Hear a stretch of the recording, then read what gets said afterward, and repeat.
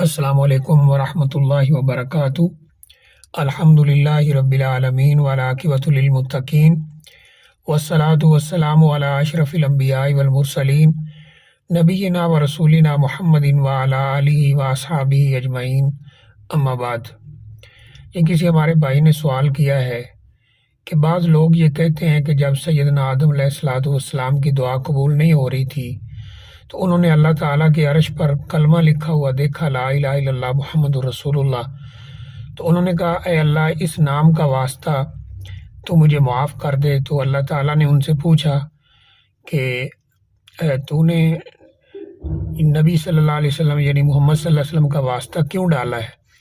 تو انہوں نے کہا جی عرش پہ میں نے لکھا ہوا کلمہ دیکھا ہے تو اس لیے میں نے واسطہ ڈالا ہے کہ یہ کوئی بہت بڑا نام ہے جو عرش پہ لکھا ہے۔ تو اللہ تعالیٰ نے فرمایا کہ جو اس نام سے مجھے واسطہ دیتا ہے یا دعا کرتا ہے تو میں قبول کر لیتا ہوں۔ تو پھر ان کی دعا قبول ہوگی۔ تو پوچھا ہے بھائی نے کہ اس بات میں کتنی صداقت ہے؟ دیکھیے یہ بات ثابت نہیں ہے، یہ حدیث ثابت نہیں ہے، بلکہ یہ موضوع قسم کی من گھڑت روایت ہے۔ اگرچہ بعض دور کی جو حدیث کی مرجع ہیں، کتابیں ہیں، ان میں یہ ملتی ہے چند ایک کتب کے اندر، لیکن اس کی سند صحیح نہیں ہے، بالکل موضوع قسم کی جھوٹی روایت ہے، اور اس کو محدثین نے ثابت بھی کیا ہے کہ یہ جھوٹ ہے یا جھوٹی روایت ہے، یہ ثابت نہیں ہے، اس کی سند صحیح نہیں ہے۔ تو جہاں تک یہ اس حدیث کا حکم ہے وہ تو یہی ہے کہ یہ موضوع اور باطل قسم کی روایت ہے۔ دوسری بات یہ ہے کہ قرآن مجید کے اندر جو کچھ اللہ تعالیٰ نے ذکر فرمایا ہے اس لحاظ سے بھی اگر دیکھیں تو یہ روایت بالکل غلط ثابت ہوتی ہے، کیونکہ قرآن مجید کے اندر واضح طور پہ یہ لکھا ہے کہ حضرت آدم علیہ الصلوۃ والسلام اور اماں حوا علیہ الصلوۃ والسلام انہوں نے تو یہ کلمات پڑھے تھے، اور اللہ نے قرآن مجید میں پہلے فرمایا بھی ہے سورہ بقرہ میں کہ ہم نے انہیں یہ کلمات سکھلائے تھے، اور وہ کلمات قرآن مجید کے اندر موجود ہیں۔ ربنا ظلمنا انفسنا وان لم تغفر لنا وترحمنا لنکونن من الخاسرین۔